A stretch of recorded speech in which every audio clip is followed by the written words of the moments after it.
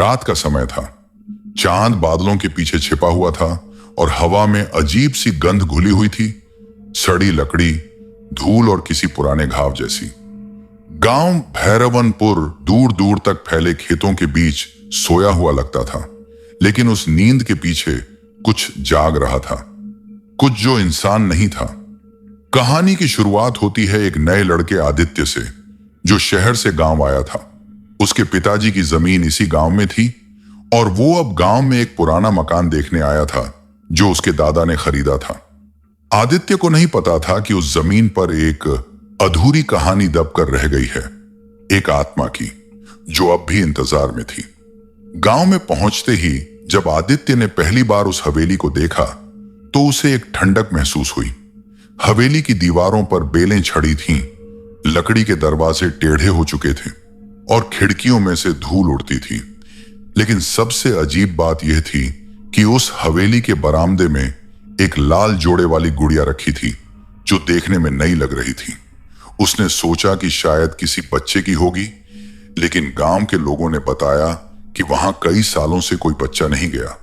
गांव के बुजुर्ग बोले, बेटा, वो हवेली मत छूना, वहां की दुल्हन अब भी जागती है। आदित्य हंस पड़ा। दुल्हन? कौन दुल्हन? बुजुर्ग ने धीरे से कहा, जिसकी शादी पूरी नहीं हो पाई और जिसने उस रात सबको सुला दिया, हमेशा के लिए। आदित्य को लगा ये गांव की अंधविश्वासी बातें होंगी। वो हवेली में रात बिताने का फैसला कर चुका था। रात लगभग 9 बजे उसने अपने बैग से टॉर्च निकाली और हवेली के अंदर चला गया। चारों ओर अंधेरा था। दीवारों पर पुराने सिंदूर के निशान और टूटी तस्वीरें लटकी थीं। एक कमरे में उसे एक पुराना आईना मिला, धुंधला, लेकिन जब उसने टॉर्च की रोशनी उस पर डाली तो उसे लगा जैसे उसमें किसी का चेहरा झलक रहा है। उसने आईने पर हाथ रखा, ठंडा और गीला। अचानक हवा का झोंका आया और दरवाजा अपने आप बंद हो गया। कौन है? आदित्य चिल्लाया। कोई जवाब नहीं, बस आईने में एक हल्की सी आवाज आई, मेरा अधूरा वचन पूरा कर दो। आदित्य डर गया। वो पीछे हटा और देखा कि कमरे में अब वो अकेला नहीं था। एक लाल जोड़े में दुल्हन वहां खड़ी थी। उसका चेहरा आधा घूंघट में और आधा जल चुका। कौन हो तुम? आदित्य ने कांपते हुए पूछा। वो धीरे धीरे उसकी तरफ बढ़ी। उसकी चूड़ियां खनकने लगी। मैं वो हूं जिसे अधूरा छोड़ दिया गया। मेरे लहंगे का रंग तो लाल था, पर मेरे हाथों में लगा सिंदूर अधूरा रह गया। आदित्य पीछे हट गया। दुल्हन की आंखों से खून जैसा आंसू बह रहा था। मुझे इस हवेली से मुक्त करो, उसने धीमी आवाज में कहा। मेरा अधूरा ब्याह पूरा करो। आदित्य के पैर जैसे जमीन में धंस गए। उसे लगा वो सपना देख रहा है, लेकिन सब असली था। कमरे की दीवारें, हवा की गंध और वो दुल्हन की ठंडी सांसें जो अब उसके कानों के पास थीं। उसने हिम्मत करके पूछा, तुम्हारे साथ क्या हुआ था? दुल्हन की आंखें फैल गईं। मेरे ब्याह की रात मेरे ही होने वाले पति ने मुझे मार दिया, क्योंकि मैं किसी और से प्यार करती थी। हवेली के अंदर सन्नाटा छा गया। बाहर हवा की चीख और ज्यादा तेज हो गई। दुल्हन ने अपना चेहरा उठाया। अब वो इंसान नहीं लग रही थी। उसका चेहरा राख जैसा था, होंठ फटे हुए और आंखें पूरी काली। उसने मुझे जिंदा जला दिया था और कहा कि कोई भी इस घर में पैर रखेगा तो मेरी आत्मा उसका हिस्सा बन जाएगी। आदित्य ने टॉर्च गिरा दी। कमरा अंधेरे में डूब गया और तभी उसके कान में वही आवाज आई, अब तुम मेरे अधूरे वचन के उत्तराधिकारी हो।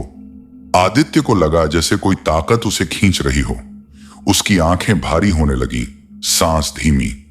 वो भागना चाहता था, लेकिन पैरों में हरकत नहीं थी। अचानक हवेली के बाहर से किसी की आवाज आई, आदित्य! वो उसका दोस्त रवि था, जो उसे ढूंढते हुए वहां पहुंचा था।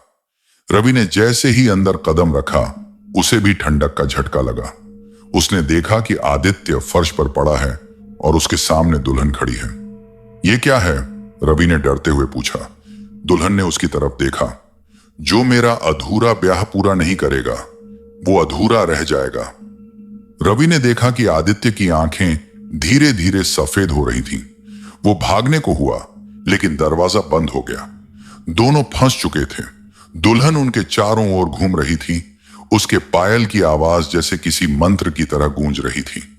अचानक उसने अपने हाथ से एक लाल सिंदूर की डिब्बी निकाली और आदित्य के माथे पर लगा दी। अब तुम मेरे हो, रवि चिल्लाया। छोड़ दो उसे।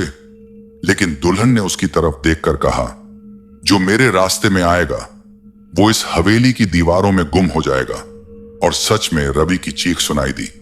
फिर बस दीवार पर खून का निशान। आदित्य ने आंखें खोली। वो अब वैसा नहीं था। उसकी आंखों में वही काली चमक थी जो दुल्हन की थी। उसने आईने की ओर देखा। वहां अब दो परछाइयां थीं, एक दुल्हन की और एक उसकी। अब हम दोनों इस अधूरे संसार में बंधे हैं, दुल्हन ने कहा। हवेली की खिड़कियां अपने आप बंद हो गईं। बाहर हवा थम गई। उस रात के बाद गांव में किसी ने आदित्य को नहीं देखा। लोग कहते हैं जो भी उस हवेली के पास जाता है उसे अंदर से किसी दुल्हन की हंसी सुनाई देती है और कभी कभी किसी लड़के की आवाज जो कहता है, मेरा अधूरा वचन अब तुम्हारा है। सालों बाद जब एक पुजारी उस हवेली को शुद्ध करने आया, उसने आईने में कुछ देखा।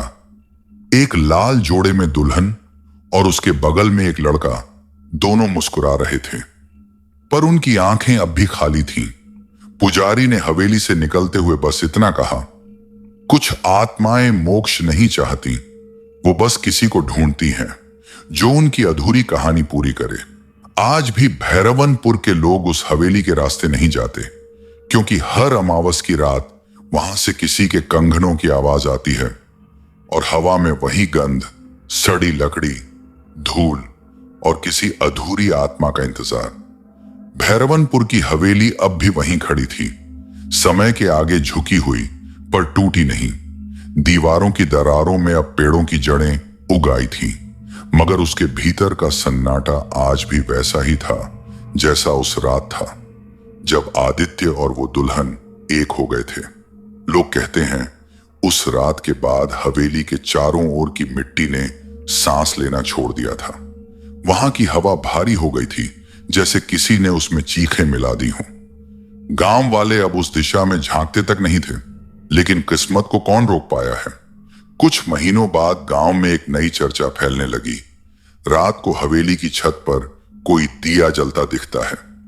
कभी किसी को बांसुरी की आवाज सुनाई देती तो कभी किसी के गुनगुनाने की, और कई बार दूर खेतों से आते मजदूर बताते कि लाल जोड़े में एक औरत खेतों के बीच खड़ी दिखती है, सिर झुकाए, हाथ में थाल ली।